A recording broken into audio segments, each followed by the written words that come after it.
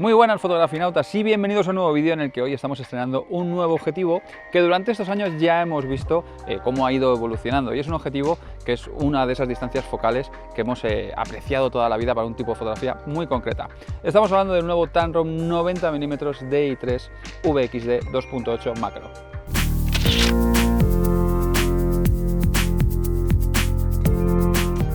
Dentro del mundo de la fotografía tenemos ópticas diferentes para cada ámbito de la fotografía, y de ahí que los aficionados de la fotografía de paisaje van buscando normalmente ópticas muy angulares, importándole menos la luminosidad de estas ópticas. Si son de paisajes nocturnos sí que les importa más la luminosidad.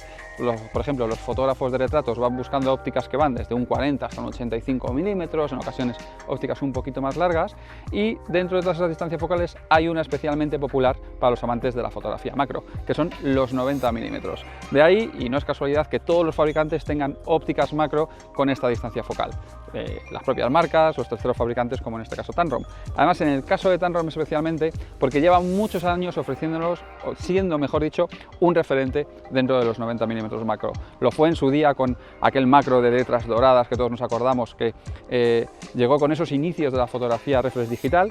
Ese objetivo recibió una actualización hace no muchos años realmente y se puso al día, pero seguía basado en cámaras reflex, y actualmente ya por fin tenemos este nuevo 90 mm macro que ya está diseñado especialmente para cámaras sin espejo. Así que vamos a probar en este vídeo qué tal va, porque trae algunas mejoras como ese motor de enfoque VXD, una nueva configuración de botones que ahora os iremos contando, y demás tipo de cosas que son que hacen la delicia de este objetivo para los amantes de la fotografía macro.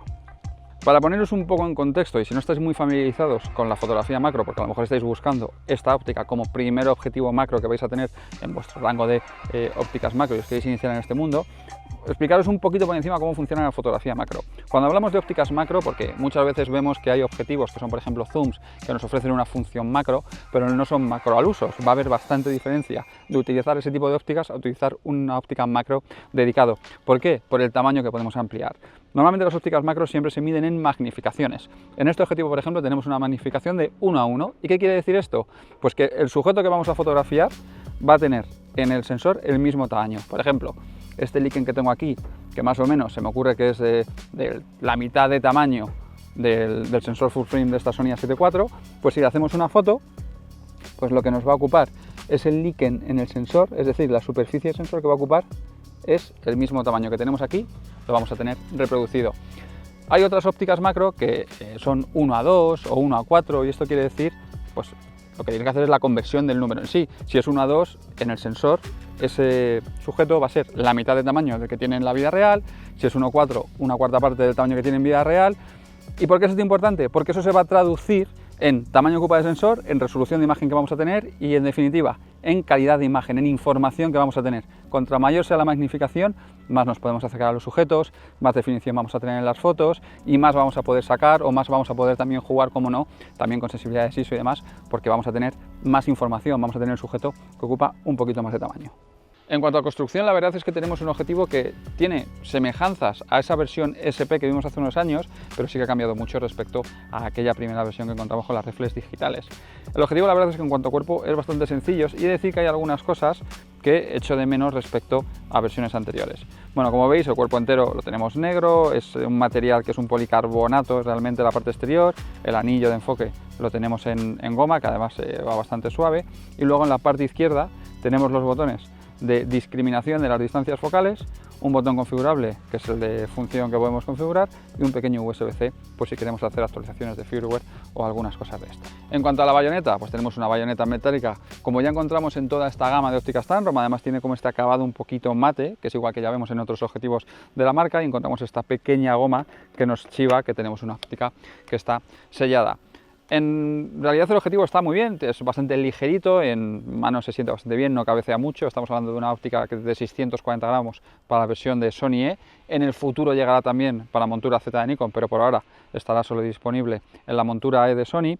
Y hay cosas que he hecho en falta respecto a los modelos anteriores, que es por ejemplo tener una selección de AF o MF en el cuerpo. ¿Por qué os digo esto? Porque cuando estamos haciendo fotografía macro, normalmente nosotros no utilizamos el enfoque automático del objetivo para que la cámara enfoque, sino que nosotros elegimos elegimos la magnificación que queremos, que en este caso, por ejemplo, 1:1, y somos nosotros mismos los que desplazamos la cámara adelante o atrás para cuadrar el enfoque, porque así nos vamos a asegurar de que tenemos esa magnificación de 1:1. Si nosotros enfocamos de forma automática, lo que va a hacer el objetivo es cambiar la pequeña distancia focal, la microdistancia focal, lo que va a hacer es cambiar esa relación de maximización. Ese ratio de aspecto nos va a bajar de 1:1 a lo mejor pues a 1:1.3 o a 1:1.2, entonces ya nos va a cambiar esa magnificación. El hecho de que en la versión anterior lo que teníamos es un embrague en el anillo de enfoque que tirábamos para atrás y nosotros ya veíamos la magnificación que teníamos en la propia óptica frontal que salía del objetivo. No, si no recuerdo mal, lo que tenías en el anillo se veía así. Cuando echábamos para atrás el embrague teníamos una pequeña escala. Pues el hecho de no tenerlo pues nos hace que sea un poco más difícil saber en qué magnificación estamos. Aparte que ya por la ausencia de una pequeña pestaña o algo así, que entiendo que podemos configurar este botón configurable para pasar al modo manual, pero el hecho de no tener una pestaña pues también hace que sea un poquito menos intuitivo, un poquito menos rápido pasar el enfoque de automático a manual. ¿Qué pasa? ¿Por qué Tamron a lo mejor ha decidido olvidarse un poco de eso? Pues porque realmente estas ópticas, por su distancia focal, al ser un 90 milímetros, no solamente son útiles para fotografía macro, sino que también nos pueden dar muy buen rendimiento para utilizarla como fotografía de retrato. ¿Por qué?